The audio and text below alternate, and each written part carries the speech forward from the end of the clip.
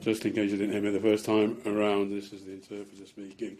This is the level I'll be going out on the English channel. I'm not very much mistaken. I can change to the Italian channel now, should any of the Italian journalists wish to listen to the Italian channel. That's on channel 3.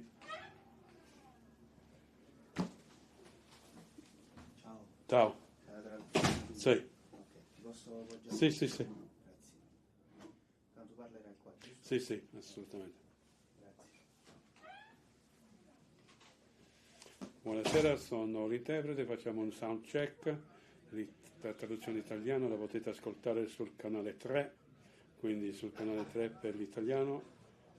Questa è la mia voce, parlerò così durante la conferenza stampa. Fatemi sapere se non mi sentite o se mi sentite male. Comunque avevamo già fatto il soundcheck durante l'intervallo e dovrebbe funzionare, perché 45 minuti fa funzionava molto bene. Ecco, quindi per la traduzione in italiano sul canale 3. Grazie. This is the interpreter on the English channel once again. Channel 2 for those of you who wish to listen to translation into English from Italian. So the English channel is number 2, as you can see on the display in the room, and this is the level I will be speaking at. Thank you.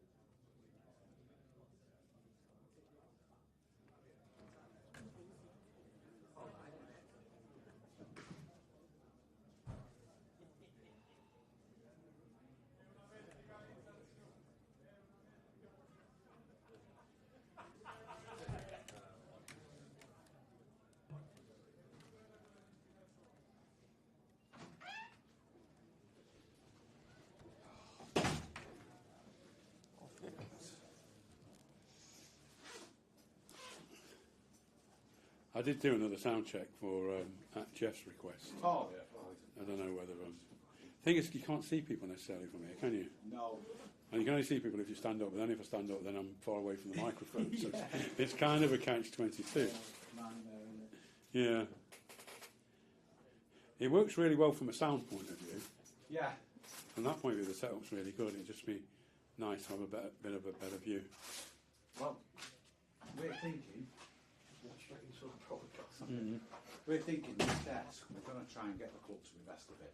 Yeah. Have this desk higher. Joshua's more like a breakfast bar. Yeah, yeah. Don't have a higher seat. Yeah, yeah.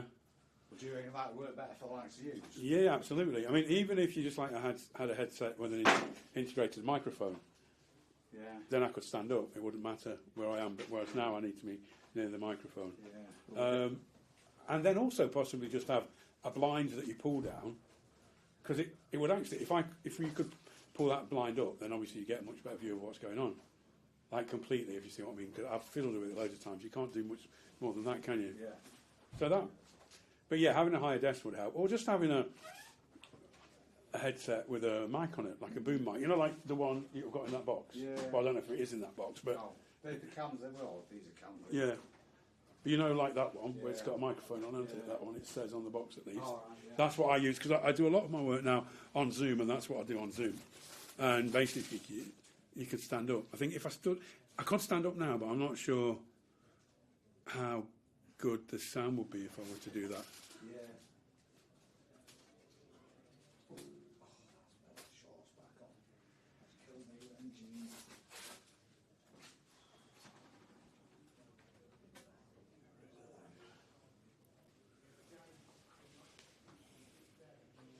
But yeah, a higher desk and a stool would be quite a good idea. Just trying to get the balance on this. Oh, that's the biggest problem. Yeah, you wouldn't have thought it should be, would it? No. Would you really? Because we want to upgrade this translation kit, you see. Yeah. The problem is, it's all pretty much the same as this. It's the same system, just Yeah.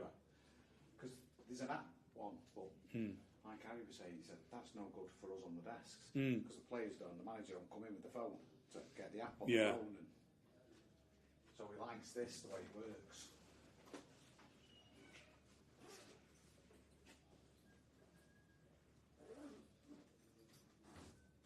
I mean, this works well. I'm presuming you've got a infrared transmitter in the room, haven't you? It's Yeah. just on the TV, it's on the Yeah. wall there. Yeah. And that works pretty well.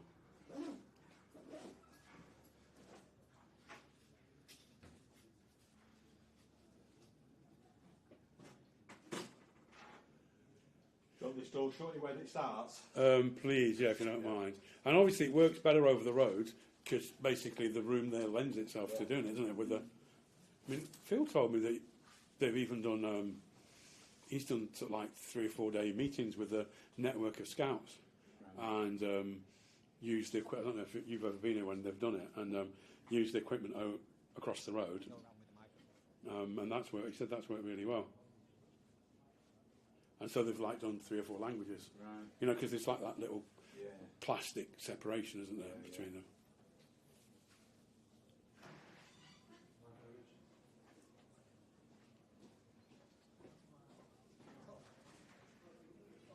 Of course, the big problem, I suspect, is when this was built, it was built for the Commonwealth Games, wasn't it, essentially? Yes.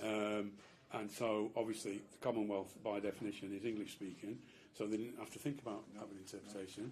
Whereas at the new grounds, obviously, Yeah, it's all built in. Or the first time I ever saw a real sort of like interpretation installed system with a booth was at Barcelona, and that was because they have Catalan during their press conference. They have Spanish and Catalan, and so they always have interpretation. But at the newer stadiums like Tottenham, they've got like their own like little interpretation booth. And at Wembley, they've got kind of set up a little bit like you've got over the road, where they've got sort of like almost a projection room at the back, and then the interpreter can sit in that in the press conference room. In the good old days, you used to be on the desk, didn't you? Yeah, I kind of miss that really. I used to quite enjoy that. You don't really have much visibility, and like no one sees you, and I don't see anyone either. So yeah, I've had good fun at the top table in the past with some of the managers. So Alex Ferguson in particular, and Jurgen Klopp, people like that. It's been quite good fun. There was one year when United played Italian teams about 4 times during the European Cup, and we were sort of like on. I got to know him quite well because I was always there with him. And obviously it would start when the TV coverage was going to begin. So you just literally be just behind, just having a chat, and it was a cracking bloke. It was funny, going back to what we were saying earlier, one of his greatest things was that he knew everyone and he was friendly with everyone and he spoke to everyone, including the tea lady. You don't get this. No, he was fantastic. And it was quite funny because coming from Nottingham, being a Forest supporter, I was kind of quite prepared not to like him. Yeah. But he was brilliant. Yeah. And his relationship with the players was amazing. Well, nowadays, they're all shoehorned away and they're all bubble in the first. Yeah, absolutely. You know Yeah. what I mean? They don't like people coming in. No, Do you know what I mean? no, And it's all their own little clique. It's a bit strange. But you could just see the way in which the younger players kind of like looked up to him and would go and speak to him and ask him stuff, you know, about, you know, what was going on in their private lives and whatever. He was brilliant. He had a great like relationship. And I remember once the player that they put forward was the South Korean, Sun Yi Park, and he had his own interpreter. And so he spoke, and Sir Alex Ferguson said to me, "You won't understand a word of this, son." And then the interpreter spoke and he said, "You won't understand this either." And if I had no clue whatsoever, and Sir Alex Ferguson was like laughing next to me, he said, "You won't understand this." and the interpreter was even more incomprehensible than the player was. And it was like he'd done it on purpose, like just to take the mick.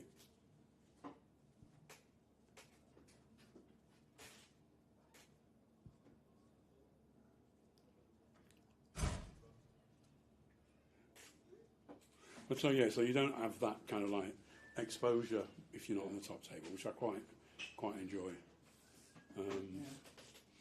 And the problem with this is that, you know, and on occasions, if you didn't understand anything or you weren't sure, you could ask. You know, it's like sometimes when managers rattle off a list of players, you don't necessarily know all the players, or they've got nicknames. Or I remember doing one here with Pellegrini, and Iheanacho was like the up-and-coming star, and I was like really struggling. Iheanacho, and I trying to remember how to say his name, and he called him Kelly. This guy wants to ask you a question. Ciao. È possibile lasciarti il Sì, appoggialo qui magari. Sì, questo, quando semplicemente questo. Sì. Gentilissimo, grazie. Prego. And so I was like thinking, how do Iheanacho, and he called him Kelly. And I didn't know who he was, because I think he'd scored a few goals the previous week, so you're thinking, oh, he's going to make his debut and everything. So I was waiting for Ihe, and I'd written it down, and then he said Kelly, and I didn't know who it was. And I can't remember what his name is, but they called him Kelly for sure, for some reason. Right. And it was Ihe, it might be Kelamina or something. Ihe, and I was like, oh, fucking hell. But then I could say, oh, sorry, I didn't catch the player's name. Whereas obviously here, you can't do that so much. 1, 2, 3, 4, 5, 6, 7, 8, 9, 10. 1, 2, 3, 4, 5, 6, 7, 8, 9, 10. All good?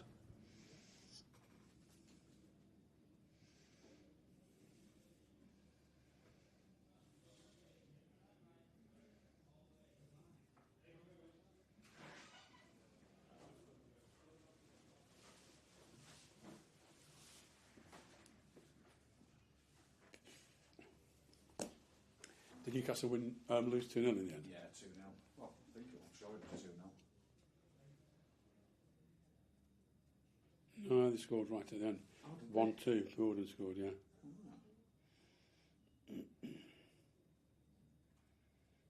They had a few missing as well, didn't they? Not least of all, Yamal didn't play for Barcelona. No.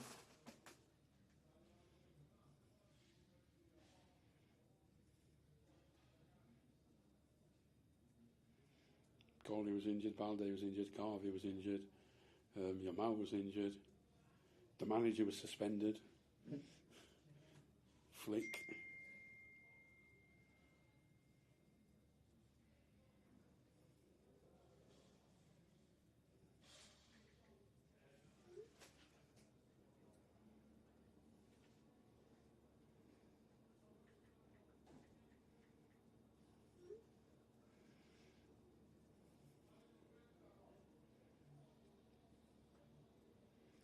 Some big games of the weekend, aren't there? Merseyside Derby, United Chelsea, Arsenal Manchester City. Big ones, Burnley Forest, obviously. Brentford Fulham.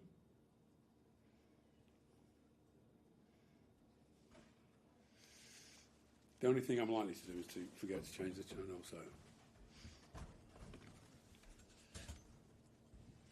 B's Italian, right? Good evening, everyone. I hope you're well. We'll take a show of hands for questions, please. Va bene, alzate la mano se volete fare una domanda. Ci sarà un embargo sulla pubblicazione dell'informazione sulla partita contro Arsenal domenica. We will against 11, against 10, we make a really, really good performance against a team like it's a culture for the DNA, for the Italian teams, how they are able to stay with 10 men and defend every ball, defend every block, and defend block the shoots, the crosses, how make the children run in the sides, how aggressive they are, how strong they are mentality. I faced in my career many times in Italian teams. I could not break them. So they are really pleased because after 10 against 11, you can be more anxious, you can be more in a hurry, I would say. It was completely the opposite. It was in the positions, and in the first half you have already one or two chances, but Milenko Savic was extraordinary. But when we unlocked the door, so yeah, it was a little bit easier. Where every pass was intention, every movement was intention, and yeah, really, really pleased because I know exactly perfectly how is Napoli, and especially Antonio, that his teams is always they are really, really, really tough to beat, and I know perfectly from my past. I was going to say how key was composure, and did we see that in both goals tonight as well? But of course, defend of the talent. So we, of course, you have one more man in the middle. Phil in that position is incredible. It's quite similar movement that Jeremy has done with Erling against a second goal against United, and after Jeremy in that position, 1-against-1 against central defenders in the 5 meters, is the fastest player. He's unstoppable. In long distances, maybe suffer a lot for his genetic, but in his small spaces, the 1-2, how fast it is. Always I encourage them to go, to prove it, to take it, and make an incredible finishing at the end. Finally for me, Pep, what more can you say about Erling Haaland? Because he's now the fastest to 50 Champions League goals. He's done it in 49 games. The previous best was 62 by Ruud van Nistelrooy.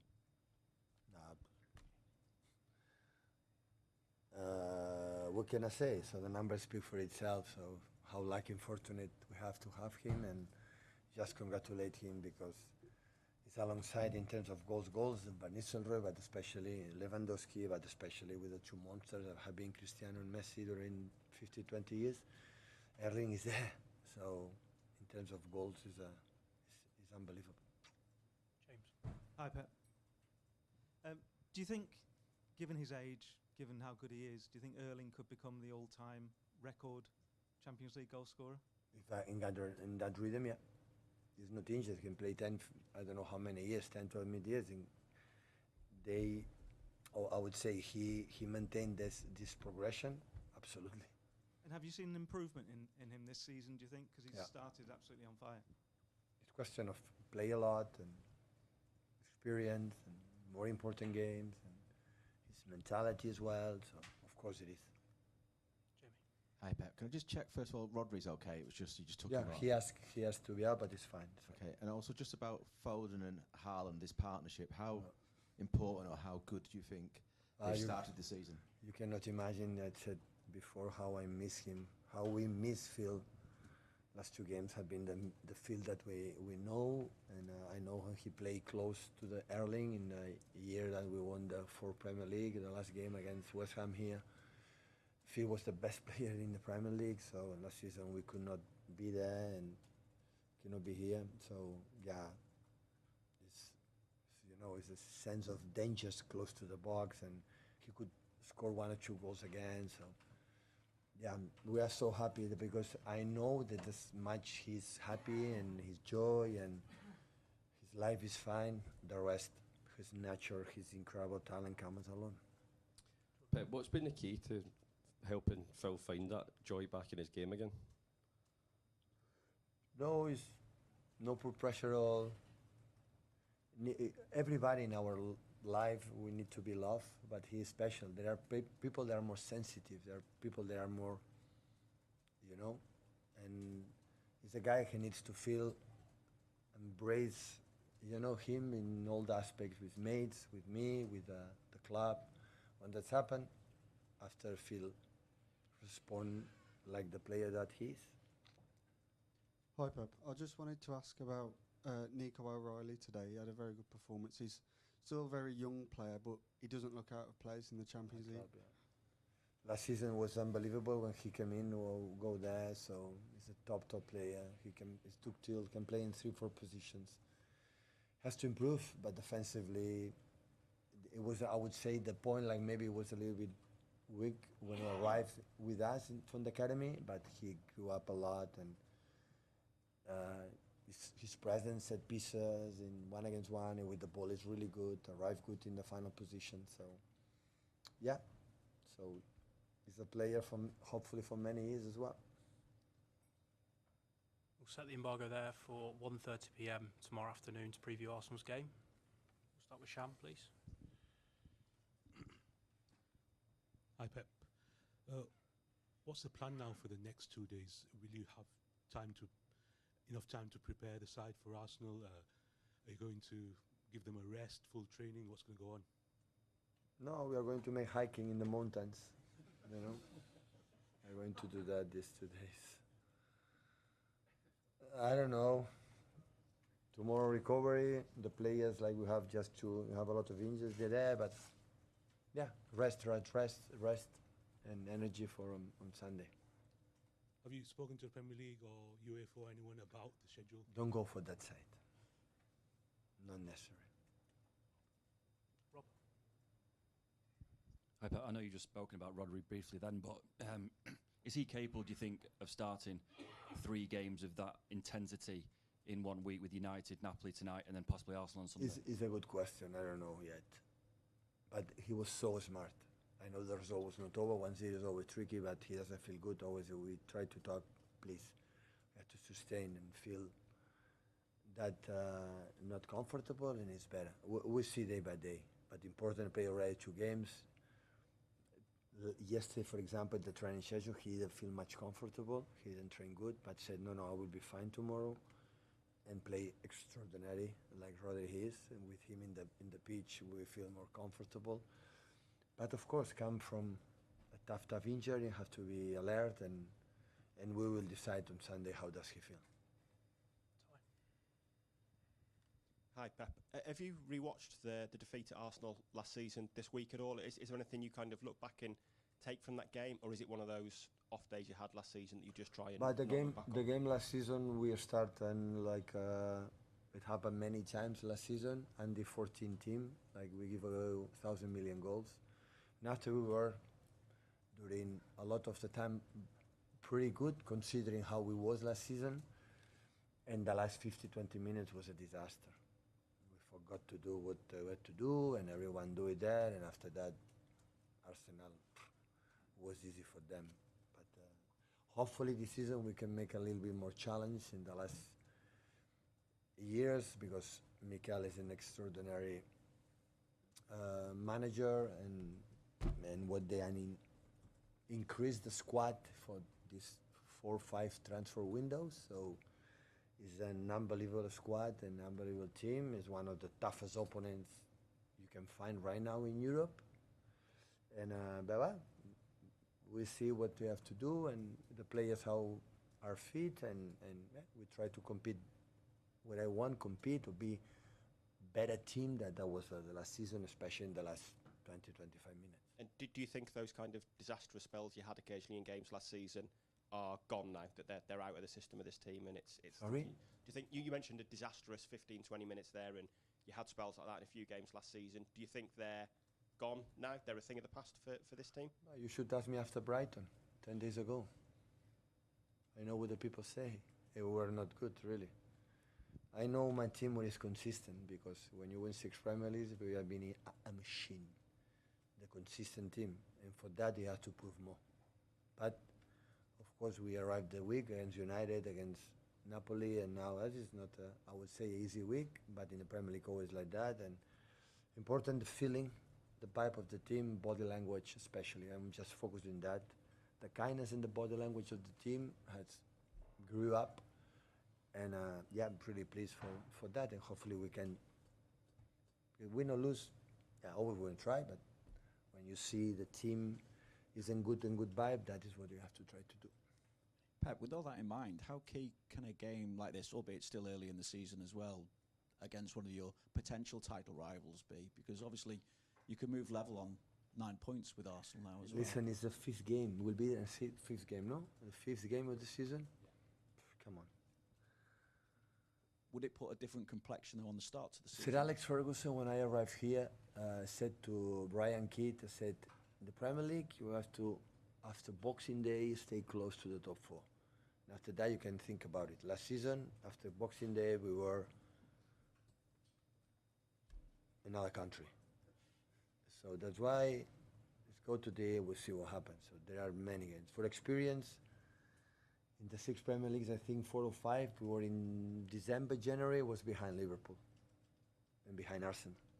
And at the end, we won it. So that's why see the team growing up. That is only my concern right now. See the team make a step forward every day. We're not going to win the Premier League on Sunday. We are not going to lose the Premier League on Sunday.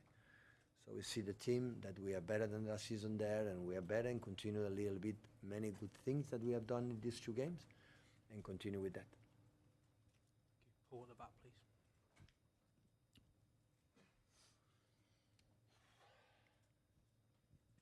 Hi, Pep. Just on Rodri again. You when he was playing in America in the Club World Cup, he looked a little unsure of himself, and then he obviously got that injury again. Do you think he's getting back to that level of confidence now, where he can start?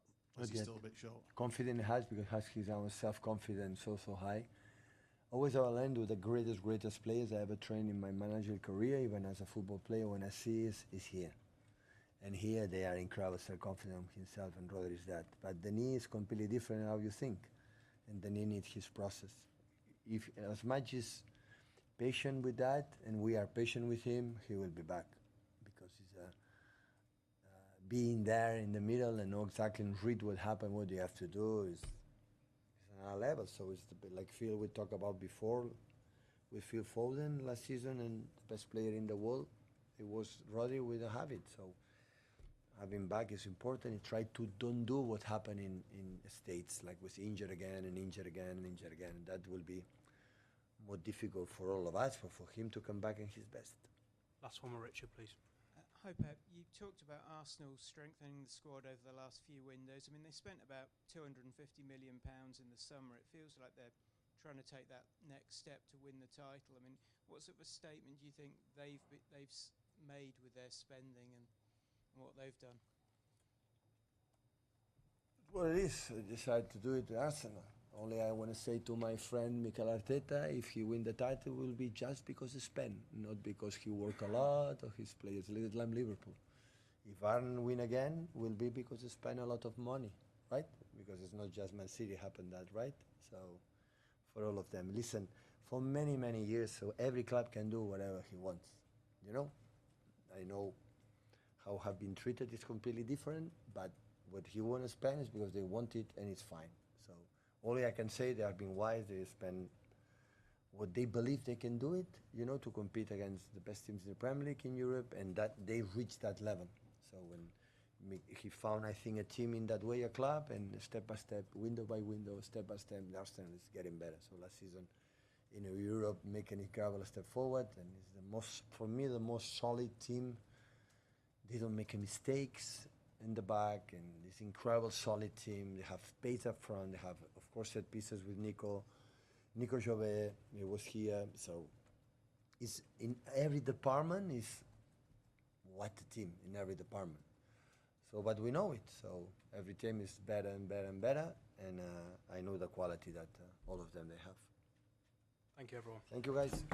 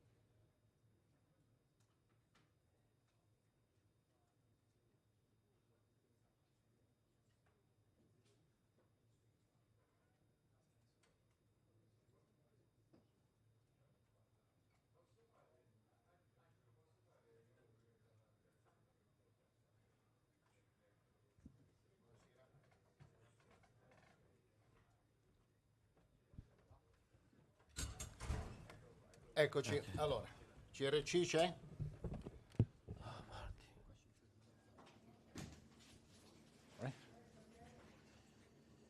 Yes. Ok.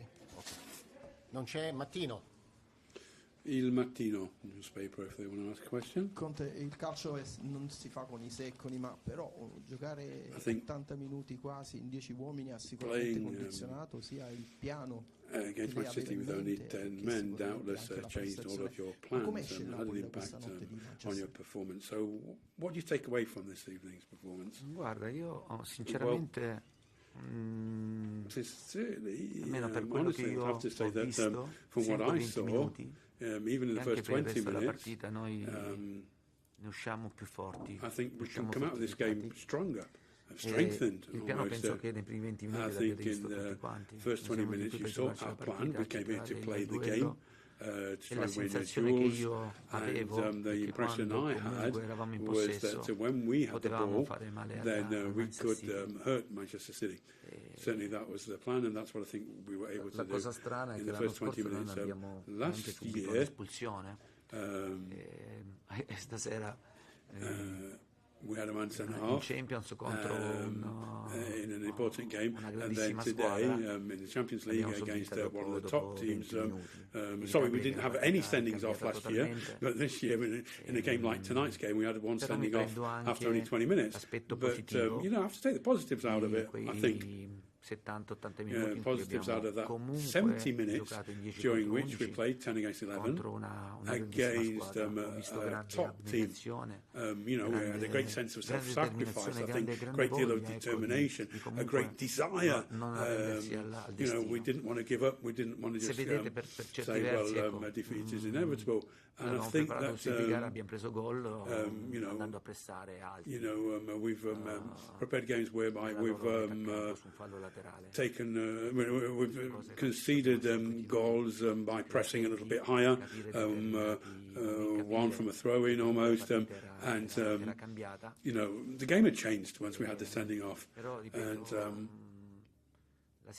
I think my feeling that I had pitch side was that the players, they knew what they wanted to do. You know, they really wanted to try to test themselves against Manchester City. Ultimately, though, I don't think for either team we can draw too many conclusions from that game, because you know, had the sending off, had the red card given to a Manchester City player, for example, it would have changed the game as well. I guess that you regret very much that you weren't able to play this game 11 against 11. You spoke about the way the team's developing and it's growing. Now, also on the refereeing, I mean, you know, in the first half, the referee only seemed to blow his whistle to give Manchester City a foul. And, you know, I think the VAR could have looked at something in the build-up to the first goal as well. I think there was possibly a foul on Bickham in the build-up to the first goal. Well, I haven't looked at the sending off again. And, but I don't really want to spend too much time talking about individual episodes or incidents, which obviously did have an impact on the game. But nevertheless, I think you know, against Fiorentina, I got really angry with the players for their performance in the last 10 minutes. But today, the feeling I had pitch side was that, you know, our team came here, was well aware of the size of the task before them, a very mature approach, and they wanted to play the game, wanted on an equal footing with Manchester City. And I think we saw that. We saw what the plan was in the first 20 minutes. The impression that I had was that once we had the ball, we could hurt them. I really felt that we could hurt them. You know, when we had possession of the ball, we could hurt them. Then the situation changed, and you know, you can leave against Manchester City. I mean, you know, you can lose against one of the top teams. You know, they're a team which is very well equipped to win this competition. Absolutely. So I think the important thing is that we learn from this game, and my takeaway is very positive, I have to say. You know, we were fearless going out onto the pitch today. You know, we came here to play the game, to play our game. And I think that, you know, they were on it first 20 minutes, definitely. But then, you know, we're only up to play 11 against 11 first 20 minutes. But even in the rest of the game, we were very careful, attentive. We wanted to be on it. There was lots of you know, sacrifices being made. We didn't want to look bad. We wanted to look bad. We didn't want to come out of this humiliated, because it could have happened. It could have happened. But I think that we can go home having lost 2-0. You know, they could have pulled our pants down and could have beat us 5-6-0, but they didn't. And so, you know, my players applied themselves. I don't think we deserved a thrashing, far from it, and we avoided one as well, given our attitude. Canale 21 and then Giordano, please. Hi. It was important not to be thrashed in this kind of a game, and that could have happened. But what I'd like to ask you, in light of all of these considerations, do you think that Napoli can finish amongst the top 8 at the end of the group stage? And then, you know, what influenced your decision to take Kevin De Bruyne off? Well, sincerely speaking, once again, what I continue to say is that you know, we need to enjoy our European journey. We need to enjoy the journey. This means that each and every game that we play in Europe, we need to make sure that we're proud of our performance for ourselves, for Napoli Football Club, and for all Neapolitans. That's the basics. And I think it's difficult, of course. I mean, we saw what happened last year as well. You know, some of the big teams like Real Madrid, Manchester City, if I'm not very much mistaken, didn't finish in the top 8 last year anyway. But we know that we've got another 7 games to play, haven't we? And, you know, we're well equipped, I think, to play those games. You know, we're going to grit our teeth, and I think that in each and every game we want to get the best possible result, quite clearly. And we want to make ourselves proud playing in this competition, and make Napoli, the city, proud as well. Now, in terms of the substitution of Kevin De Bruyne, well, you know, I was disappointed, but, you know, destiny, it happened like that. You know, we haven't, since I think I've been manager here at Napoli, we haven't had 1 red card, and yet tonight, it happened in our first game in the Champions League against a top team like Manchester City. It happened. Kevin De Bruyne, who'd come back home, he was coming home, and after 20 minutes, you know, it was our destiny, I guess, tonight. Who knows why? And yeah, I was very sorry that I had to make that substitution. You know, Kevin was coming back home, but I was also sorry because I knew that by taking him off, we were going to miss some of the things that he can do quite clearly. You know, he'd come back home almost. You know, he'd been here 10 years. I was very sorry that I had to make a substitution, but I don't really see that I had any other option other than to take Kevin off. And he understood, of course. He understood. I mean, you know, he's a good guy. He understood why I made that decision. He's got his head firmly on his shoulders. But sometimes, you know, these things happen. You know, destiny throws up these situations. You know, taking off Kevin De Bruyne off all people after 20 minutes. I'd thought of doing lots of things. But, I might have to do lots of different things during the game, make lots of different substitutions, but not changing our setup, shifting Spinazzola to the right, bringing on a left back, bringing on a Matheus Oliveira, and then trying to strike balance against a really, really tough opponent like Manchester City. Giordano. Hi. Obviously, when you're down to 10 men, you need to try to contain the opponents. Now, when you took Politano off, he was the only wide player who was supporting our centre forward. So why didn't you take on perhaps a midfield player? someone in the middle. Well, we changed our tactical lineup, our formation, as it were, and after we moved to 5-3-1 after the sending off. 5-3-1. Matteo, he can try and play almost like a halfback, almost, I guess, but that's not his natural position, and so he was getting exposed in a couple of one-on-one situations with Doku, and they were using the fact that they had an extra man to expose him. He'd been booked as well. So I thought that it was quite logical to put on Spinazzola to shift him over. But I can only repeat. We can analyse this and discuss it at length, but Politano, that's not his position. That's not his position. If you're asking him to be kind of a halfback or and playing defence, I'd rather not have him in that position. He plays wide. He can go forward, but that's not his background. That's not what sort of player he is. He's not a wing back or a half back. You can't play him in that position. And there's also he's having to cover a huge amount of the pitch as well. Well, yesterday he said that we need to be enthusiastic. Do you think that this is the case now? Is a lot of enthusiasm in the dressing room around the team at the moment? Well, we've only just started on this year's journey, after all. So as I said earlier, even 11 against Manchester City, you can lose the game. We can lose the game. We need to be humble about it.